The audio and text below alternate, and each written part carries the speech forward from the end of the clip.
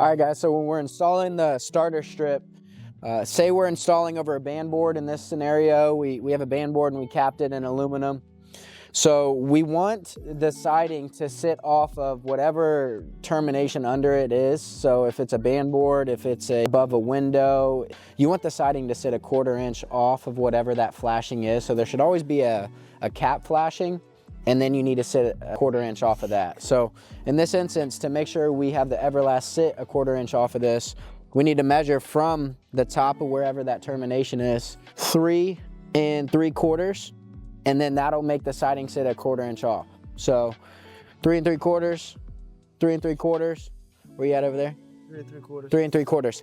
Anywhere between 3.5 to 3 3/4, you're gonna get 1/4 inch to a little over 1/4 inch spacing.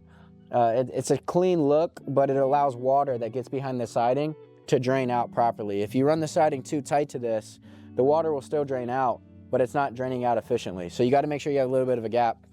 Because it's still impervious to water, it's not a big deal, but it's just the optimal way to allow water to flow from behind the siding down the rain screen barrier. So to measure the starter in this instance, we need to go 3 3/4, and that'll give us roughly 1/4 inch gap from the top of the flashing.